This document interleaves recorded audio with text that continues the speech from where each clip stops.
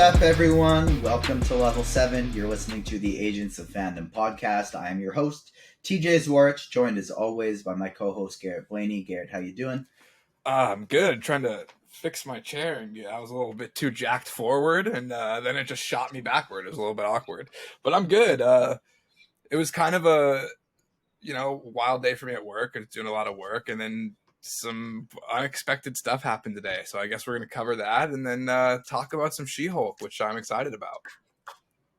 Heck yes, and I'm with you in the chair battles. Mine broke when we were recording the Ticket to Reality podcast yesterday, so I've been fiddling with it. It feels kind of funky now, but yeah, you look real short right now, dude. It's kind of funny. You look like a little turtle man. A cute little turtle man. Here you go. Don't get me wrong. There you go. Is that better? There you go. That's better now. And we have a special guest. We're doing our She-Hulk primer today, and you know what primer season means? It's time to bring in our comic book experts, Damon Gray, Damon Tweet, Damon Talk, Damon Streams. How's it going, man? Damon everything. Damon Pods. read a lot of She-Hulk leading up to this podcast. Damon Pogo is my favorite one. Damon, but that is actually my Pokemon Go name. Yes, can confirm. Also, his pogo stick name when he does that. Yes, exactly. He has a riveting pogo stick career, so check out Damon's socials. Fire him with some tweets at Damon Tweet if you want to talk about his Pogo World Championships. But today, he's here to talk about some... Now, you brought up the 04 run from Dan Slott, who, of course, is a legendary Marvel writer, most renowned for his work on Spider-Man, Fantastic Four. And I've had some fun Twitter interactions with him a couple times. Tried to get him on the show. He didn't answer, but we'll keep working on that. He's a very busy man. Very busy man, exactly. You brought up how you think the 04 run is going to be the closest to what this show is going to be adapted into. Yes. What are some of the story beats you think are going to be brought into this? Because this is going to be a very different Marvel show. I'm not talking plot points, but just like...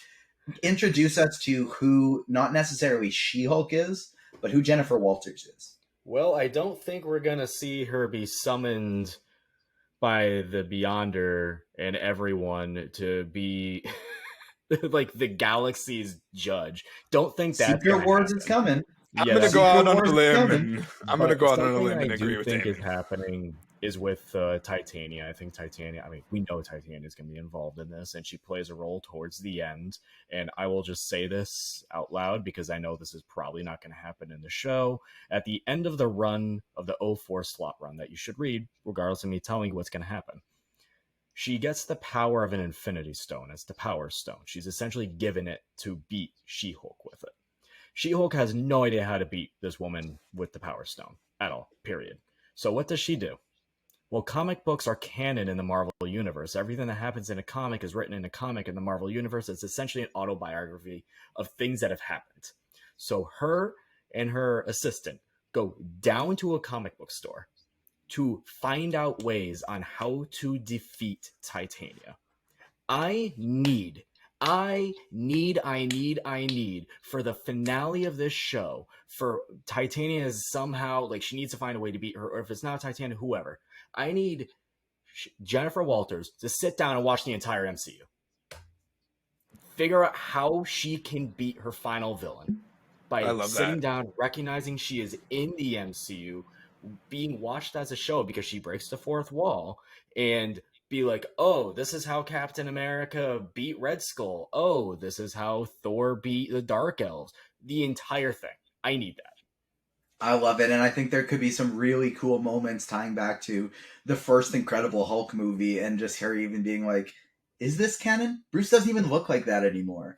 Something like that, and I think that would be a phenomenal way to go back and maybe see how the Hulk beat the Abomination in that fight. And the next thing, kind of aspect of our primary that I want to focus on is not what you can read, but what you can watch if you want to get to know some of these characters.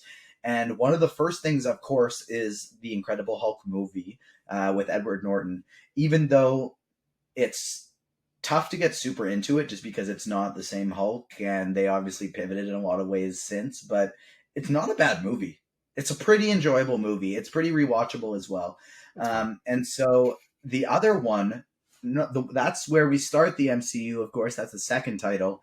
let's take it to phase 4 now. And the next one I think is important to look at is Shang-Chi, because Shang-Chi brings us back to the Abomination and the Abomination and Wong working together. And that's going to be, I think, a pivotal storyline here, because we know both Wong and Emil Blonsky, the Abomination, are going to be frequent characters in this show. They're going to be regulars. And so because of that, I think those are going to be 2 important ones to check out. And if you want just more She-Hulk content in general, check out the Incredible Hulk animated series from the 90s. It's in the same cinematic universe as Iron Man and Spider-Man, the animated series, X-Men, the animated series, all of them. It's part of that same shebang. You get to see them interact every now and then, and She-Hulk is a frequent in it throughout the 2 seasons. If you want to get a little newer with it, the Agents of Smash on Hulk has a little She-Hulk in there as well, so you can check that out. Throughout all of these, though, I think an important show to watch if you want to get to know another character, Matt Murdock's Daredevil, who of course is going to be in the show, is Daredevil, which is now on Disney+. Throughout all these different shows, we know She-Hulk has the potential to bring in different characters because of the format of being a law firm. She's a superhero law firm. She's going to be doing superhero cases. And so we know the headlining one will be Emil Blonsky's Abomination, but there are probably going to be other teases involved. Damon, one you and I talked about was the potential of Happy Hogan. Matt Murdock told us. That's a given. Exactly. Matt Murdock told us he needs a really good lawyer. Damon and I are on the same page. Do you think we're going to see Happy here, Garrett? Given. If we don't see Happy in this, to have a really good lawyer, that's the easiest cameo that the entire cast can pick up, is just get him in. Yeah, I think it's possible. I definitely think it's possible. But who I think would be even more fun for me would be a Foggy Nelson cameo. I agree. I'd love to see some Foggy Nelson and Karen Page in there. I think that would make a lot of sense, just have them roll in with Matt for a scene. We know Matt's not just going to be in one episode. Or just be in the courthouse. Exactly. That's what I mean. We know Matt's not just going to be in one episode. He'll be in a few. So I'm assuming one of them will be a little more Daredevil-centric. And if that's the case, give us some Foggy and some Karen throughout. I think that would be awesome. There's been rumors that have been debunked about The Thing. There have been more rumors about Jessica Jones and Kristen Ritter. That would be very cool. But I honestly think a lot of those potential rumors might have come from Kristen Ritter is starring in a new Orphan Black spinoff. And Orphan Black, of course, is Tatiana Maslany's show that she used to headline and star in. And so I do wonder if people kind of heard. It would make so much sense plot-wise for her to be added in. I think that would be a shoe-in for they could do it easily without having a tough time making sense of it. But then I think you add in those rumors of Tatiana Maslany and Kristen Ritter, because we heard this team is working together on them for this. And I think that could potentially have skewed things a little bit. Damon, you put out a tweet thread of asking people who they'd like to or think could see show up. Who are some of the highlights from that? She-Hulk, and we're going to get into that. But like Garrett mentioned, we have some news first. And before we get into that, some programming reminders, what we have coming for you. Next week, we're going to be talking about some I Am Groot. Should be receiving some screeners for that this weekend. And so we'll be giving our early impressions of I Am Groot. That's something that's releasing August 10th. And we're getting all the episodes at once. And so we're going to be able to talk about that. And we'll have one podcast covering it. And then it's time for some She-Hulk. And of course, in September, we are also going to be covering Andor. And we're going to have some Lord of the Rings, Rings of Power content that we're going to be announcing to you soon, how we're going to be delivering that as well. So lots of exciting things coming. If you're watching this on YouTube, make sure you hit the like button, subscribe, and the Agents of Fandom are, of course, available wherever you get your podcasts. We thank you so much for tuning in. Leave a 5-star rating, write us a nice little review. Follow us on socials at Agents Fandom on Twitter and Agents of Fandom everywhere else. Wow! And check out the store. Clean and quick. Check out the Agents of Fandom store on agentsoffandom.com. We got some sweet swag. I gotta order some of the hoodies because I got the t-shirts and I love them, but I record in my basement and it's cold because we always have the air conditioning blasting. It's been such a hot summer. And so I need to get some of the hoodies so I can be wearing them when I record. Yeah, maybe even some beanies in the future. You can see, Ooh. yeah, that would be pretty clean. So keep your I eyes think they're peeled on called that. kooks up north. Or Yes, we call toboggans. them toques. Toboggans, Those I've are heard as sleds. well. Yeah, Those are that, sleds. yes, I know that those are sleds, but I've also heard people call beanies toboggans, and I hated it. Only crazy, stupid people. We call them toques here. But we had, like we talked about, we had some crazy news, and so let's get into that. The Batgirl movie that was supposed to be featured on HBO Max with Michael Keaton starring is reportedly no more. Leslie Grace, Barbara Gordon's Batgirl, who we were all very, very excited to see don the mantle. Apparently, this movie's gone. Garrett, what have you heard about it, and what are your initial thoughts? Yeah, so I don't know if I'm maybe the best to throw it to as far as what I've heard, because a lot of it happened while I was at work.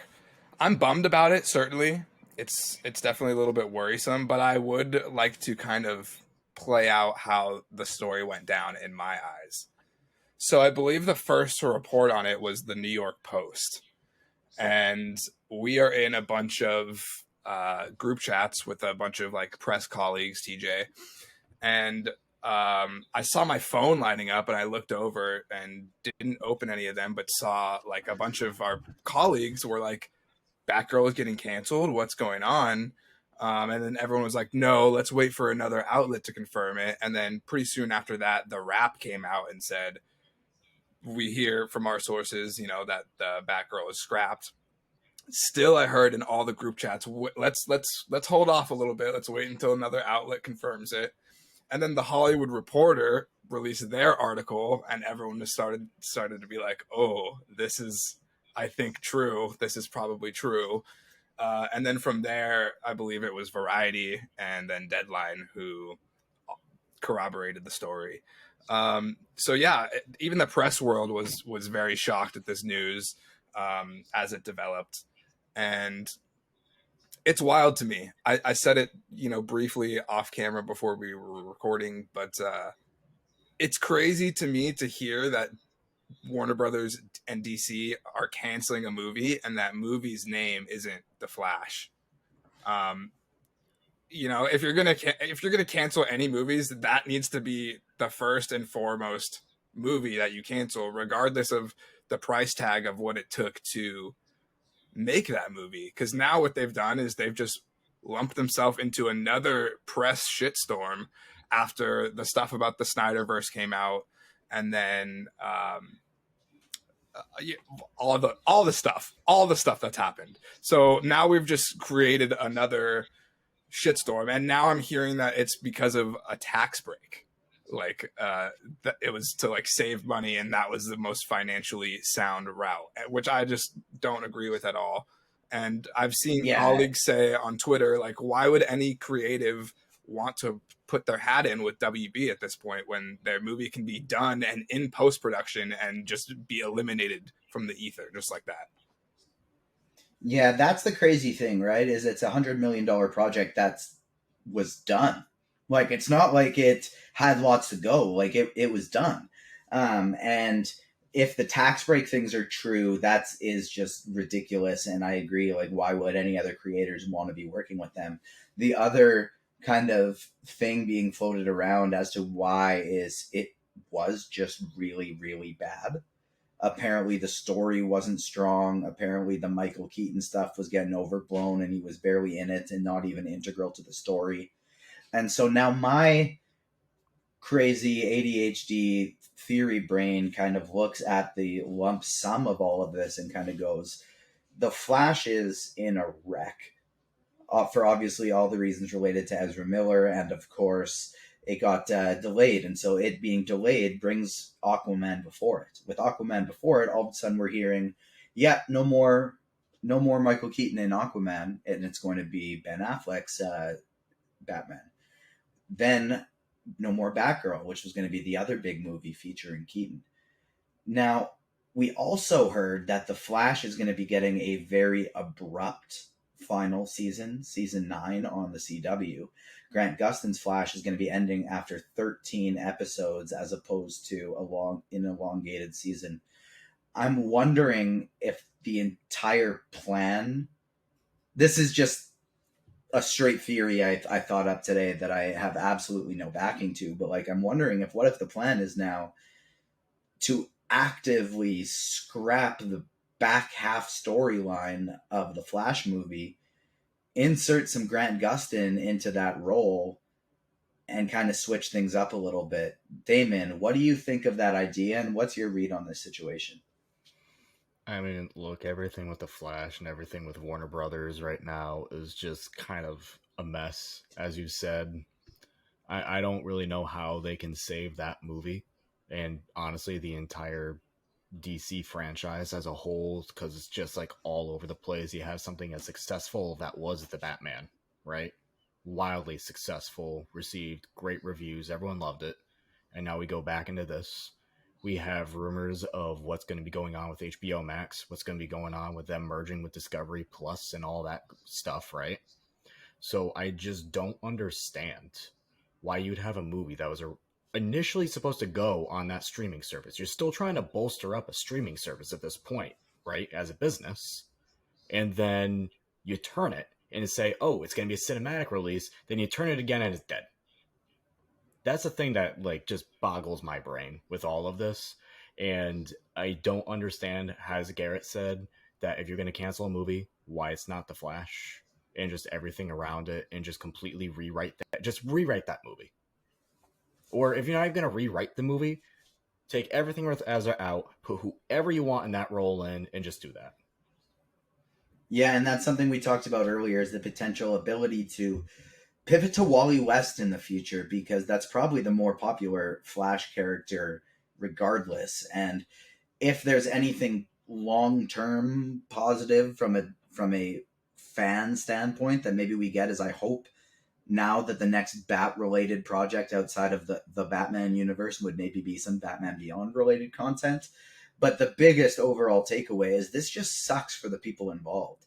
This sucks for Leslie Grace, who is going to be starring in the role, who just unpinned all of her Batgirl stuff today from all of her profiles. And it sucks for the creators and the fans, and it's just overall a crappy situation. So even though we like to theorize and look at some silver...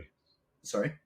I was so looking forward to this movie, man. I really was. I thought it was like, man, this is going to be the thing that really kind of brings Warner Brothers back, brings DC back, and just kind of keeps riding that good train they've been going, and it's just gone. Yeah, there's a lot. Like every time they take a step forward, they take 2 steps back too. There's a lot to look forward to with that movie as well. You know, I mean, Leslie Grace was a rising star from In the Heights.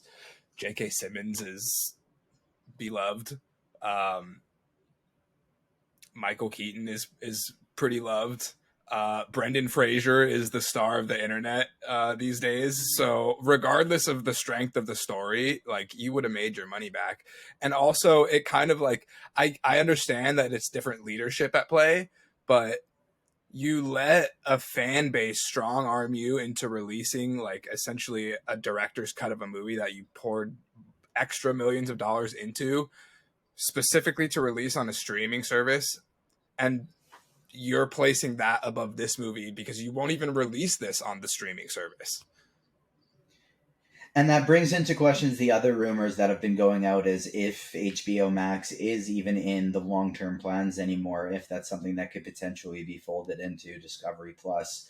We'll see. Who knows? Otherwise, it's an ugly situation, so we're going to move on to something a little more exciting. It would explain why HBO Max hasn't fixed their damn user interface yet. That's the most annoying one on the planet, which is just years and years behind other streaming services. It's just the dinosaur of streaming services user interfaces. So if that's leaving, then I guess there's one good thing coming out of this. An interface we're more fond of is Disney Plus, and we're in a content break right now, but She-Hulk's coming soon, and we also have Andor coming. And Garrett, this is one I know you are quite excited for. The trailer got you hyped up.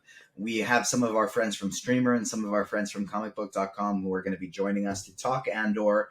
And we'll be back with our live shows when that starts happening as well. We want to thank all the viewers who are tuned in with us, who are new to the show, new to the Agents of Fandom, whether it was from the Den of Nerd show or SDCC recap. Regardless, we thank you for joining us. If you want a giveaway, they're sent out. They're in the mail. It may be a couple weeks because I'm in Canada and it'll be a while before it gets there. But I sent them out this morning and they're out there. So they should be coming relatively soon. Garrett, talk to me about this Andor trailer. Yeah, so I actually initially wasn't that high on Andor because I'm a big, like, Rogue One is a movie where, like, you either really, really love it or you don't like it at all, really. And I feel like there's not really that big of a middle ground. And I'm in the camp of, I really love Rogue One. It's one of my favorite Star Wars movies. However, Andor is like my least favorite part of that movie. So the thought of him getting a series, I was just like, all right, whatever. The thing that excites me most about it is like just deepening the roots of the rebellion and seeing, you know, other characters that we know. But when the trailer came out, it got me way more excited. That was a great trailer. Probably one of the best Disney Plus Star Wars trailers we've gotten. And I saw this on Twitter somewhere, but it's wild how the show that involves Obi-Wan and Darth Vader has a lower production quality than the show about Cassian Andor from the Rebellion. Damon, you've been nodding your head in agreement in everything Garrett was saying until the very end. Why? What are you thinking? Oh, I think the production in Kenobi was pretty good. I think people are just tired of seeing Tatooine, which I completely understand. However, going back to what Garrett was saying with just the excitement of the rebellion, I think the rebels is the key word there, right? Because we do have an Ahsoka show coming out soon, and that takes place a little bit later, but you know, we know who is in that time period. And there's a lot of people who do not watch the animated series who do need to be introduced to these characters. I think there is a high chance, and not just a high chance, I think it is necessary before Ahsoka drops to be introduced to some of those main players from that crew. I think that is necessary. And I'm going to stop myself there before I get overexcited about everything, because I'm not really talking about Andor. We're talking about cameos. Hera, I do think Chopper. it is needed because it is a massive part of the rebellion. Yeah. Rogue One is one of my top Star Wars movies, and Rebels is, of course, mine and Garrett's favorite Star Wars content that exists. You just gave me shivers, man. You got me very excited. And I mean, our first, I think we will see the Ghost. I think we will see Hera Syndulla for the first time, and and Chopper, because Chopper doesn't age For sure. But Chopper. I think if you're seeing anything around that, that's what you're seeing. well, you know who's a character I'm damn excited to learn more about, and if we're seeing Hera and the Ghost, Jason Syndulla. Jason Syndulla. That is a force-wielding character that I am very excited to learn more about. Yet. What? No, he's definitely born, I think. Because that's like as the rebellion is like just starting, Rebels is, and Andor is like into the rebellion a bit, so he's definitely born. Okay. Where does Andor take place in the timeline? Because that's a good thing to start talking about, because I guess Jason would be born basically right around the time of A New Hope. No, he's born shortly after, like, she's pregnant at the end of Rebels. So he's born shortly after that show, and that's like just as the rebellion is beginning. And New Hope is the very end of the rebellion, so he'd be whatever age, 15 or 10, however long the rebellion lasts. Don't quote me on my Star Wars timeline right now. So this is something when we do our little Andor pre-show primer that we're going to revisit and we're going to dive deep on, because these are intriguing thought processes that are getting me even more excited for this show. And this is a show that was nowhere near the top of my top anticipated list of 2022, but one that is climbing, and something that has always been near the top is She-Hulk. And the trailers got me so much more excited. And something that's interesting is I found this clip is that recently released. We got our first exclusive clip of She-Hulk. It's Bruce as Professor Hulk, and it's She-Hulk training together. I've noticed that clip has actually started building quite a bit more hype on the internet. It pissed a couple people off for stupid reasons, but who really cares? But it's been building the hype. And weirdly enough, that clip didn't really do anything for me, but I think that was because I was already so hyped for this show. Garrett, you're shaking your head, agree, like that was just, it was fine, right? Yeah, it didn't really do anything for me. And it's funny that you attributed it to that you were already super excited for the show, because I attributed it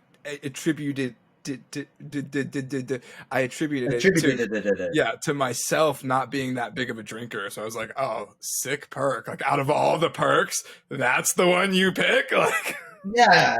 I was like, I don't really like the taste of alcohol, but I kind of want it to work when I drink. Yeah, I'm like, wait, so you're just tasting the alcohol but not getting drunk? And then he says, all buzz, no barf. But like, how buzzed is he really getting? You know, is he like really having that good of a time? I don't think so. And if he is, then there should be laws at place for like hulking while under the influence, like a HUI or something, because that's very dangerous. I want to see Bruce against Steve Rogers in a drink off. That's what I want to see. I'd rather see him against Thor, I feel like. Ooh, 3 of them against each other, because we know that Steve can't get drunk. That was a whole part of the movie. I feel like it'd be interesting. These are the questions that the MCU brings up. And so I think a very interesting point to add to that would be that was based on Erskine's knowledge, right? Like, that's early on. And so if approached with some fine Asgardian ancient liquor, I wonder how that would affect Steve. And so that would be pretty fun to see. Throw Bucky in there too, because he's obviously got the serum running through his veins. I'd love to see Bucky, Steve. Maybe they'd have to be a team, and they'd have to trade off shots because Thor and Hulk have a little more body mass. But I think that would be a fun little show to get going. I think even Steve versus Bucky would be fun, because I imagine Bucky did like a lot more partying back in the day. So even before the super soldier serum, like, he could have taken him down easy. So like, after the super soldier serum, once they reach that limit, and I guarantee you there's a limit, they just, they hadn't reached it yet. They hadn't had that, like you said, that fine Asgardian mead. But I feel like Bucky could just take it just a hair farther than Steve. Another edition of Marvel Hire Us here at the Agents of Fandom, because 2 elite Marvel one-shot ideas. First, of course, the Illuminantes discussing the various different Marvel heroes and their thoughts on them. You can hear Anjali Vamani's thoughts on Thor and her thoughts on Thor Love and Thunder, and how the Illuminantes may have changed their tune to Thor a little bit after the film. You can find that interview on agentsoffandom.com and on our YouTube page as well. But then let's throw this one to the fold. Hosted by Party Thor. Shot for shot Marvel characters going toe to toe in a drinking contest. Have it be like Hot Ones format, shot, right? Have it be Hot Ones format, and just have like these short little episodes of Party Thor hosting Bucky versus Cap, Bucky versus Steve, shot for shot. Captain Carter versus the winner of that one in shot for shot, etc., and just go from there. Dormammu versus Surtur. Heck yes, why not? And I'm happy you brought up Dormammu, because Dormammu, I've come to bargain, is going to be an interesting strategy that Doctor Strange uses in the first movie, that Garrett and I are going to be using a similar strategy in a upcoming podcast that we're going to be guests on, that we're excited to tell you more about. But we're going to be talking some Marvel versus hero, who would win in different fight scenarios. And our first battle, we've just kind of realized our character can't really be defeated at the end of the day. So we're just gonna hold out. We're gonna loophole ourselves in there. It is what it is. It is what it is, but it's gonna help us come out on top. So let's talk about She-Hulk. Let's get into it. We brought Damon in for a reason. And the first thing I want you to help the people out with is They want to get to know She-Hulk. They want to get to know Jennifer Walters. Where do they start? What's the first comic that they pick up? Man, that's tough. That is tough because I'm not going to recommend the first one. I'm going to recommend the second run, The Sensational She-Hulk in 1989. That's the first run where she breaks the fourth wall. It is a really funny time. It's a really good time. She squares off against these crazy villains at times, very self-aware villains at times. Get a little bit of lawyer action, but all in all, it is the most comedic out of her early runs. Don't really fully recommend the first one just because it's very weird, very odd. But yeah, the 89 run for the Sensational She-Hulk. And I do not recommend older comics that often. The 89 run isn't my favorite, but if you want to get to know her the best, that's the one. I like it a lot. And I think a common trend with female superheroes, especially the older you date back, is you often have a man writing who has no really idea how to properly write a female character. So I'm curious, as things get newer, what are the ones that just you really enjoyed, and what are the ones that you find are the best written for the character? More in the more recent. Yeah, so I mean, 04 is recent enough. That's probably my favorite run, but it is written by a man. It's written by Dan Slott, who's a very famous Marvel writer. That's the one where I do feel like we're going to see the most from the show out of. And we'll talk about that in a bit, but that's the one where you get really funny moments, no fourth wall breaking, but it is also very self-aware, and it has some moments that I really want to see the show kind of mimic, because if they do something similar, I would lose my mind, because it would just be, this is the only character they could pull this off with. I love it. And most people don't realize that Deadpool wasn't the first Marvel character to break the fourth wall. It was She-Hulk. Just like most people don't realize, my favorite fun fact, that Namor, the first flying character from comic books, not Superman, he was third. Captain Marvel, aka Shazam, was second, and Namor was the very first one, who we're of course going to see in Black Panther: Wakanda Forever. Oh, I kind of want to lower expectations a little bit, just because when it comes to She-Hulk and a lot of the villains and people that she defends, most of the time it's not Spider-Man. Yes, she did defend Spider-Man once, and yes, there is a very famous / infamous panel where Spider-Man says that J. Jonah Jameson hates him because he's black, and then says, "Just kidding," on the very next page. I don't think we're getting that in the show. But I do think we are going to get some obscure, ridiculous, stupid villains, because that's what screams She-Hulk. I'm talking like Stiltman.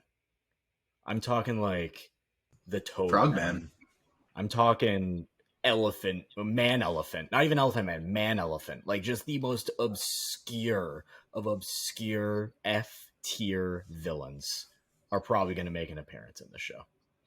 And from the trailer, it looked like it might have shown us a potential different, weirded out, mystical version of the Wrecking Crew that we'll potentially see in the show. You never know. And who do you think is going to show up? Let us know on our socials, Agents of Fandom, on everywhere: TikTok, Facebook, Instagram, except Twitter. It's at Agents Fandom. What's up, David? I would lose it if that if Johnny Blaze is in this show, just because what was the that we saw? Poster lower that expectations. Lower expectations, especially because that one like because that one got cleared up, and it was like Sunny something that's a magician that's going to be showing up in one of the episodes. So do as I say, not as I do. Keep those expectations low, unlike Damon is actually doing. But let us know who you think is going to show up on the Agents of Fandom socials.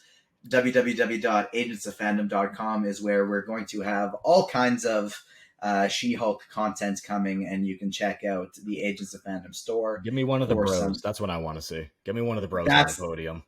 Get us Carlos Navarro back, and I know we could get him back on the pod if he's on this show. What you talking about, bro? I was taken away by Owl, bro. What are we doing here? I'm telling the truth, bro.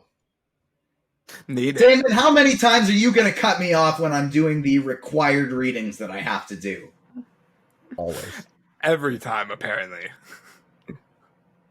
The other thing I'd love for you to check out on agentsofandom.com is our Carlos Navarro interview from the past that you can find out on our podcast feed. He's, of course, a member of the Tracksuit Mafia, who is featured in Damon's favorite show, Hawkeye, from his two favorite Marvel characters, Kate Bishop #1 and Clint Barton #2, even though he is not thrilled about who plays Clint Barton in the MCU. It is what it is. I'm going to speak for him just because I always like bugging Damon and I have a lot of fun doing it because we're good friends. The other thing I'd like you to check out on agentsofandom.com is the Agents of Change tab. We have some really great things cooking.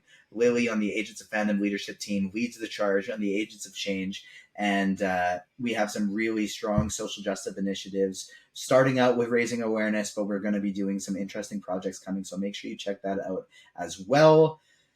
And check out the Ticket to Reality podcast, available wherever you get your podcasts. We're talking right now featuring Big Brother. It's hosted by the Agents of Fandom, as well as Lee Swift, who is a finalist on season 2 of The Circle on Netflix. Garrett, do you have any thoughts before we get out of here, my man? I have one thought, and that thought is that was a great wrap-up, and I don't want to do anything to mess it up.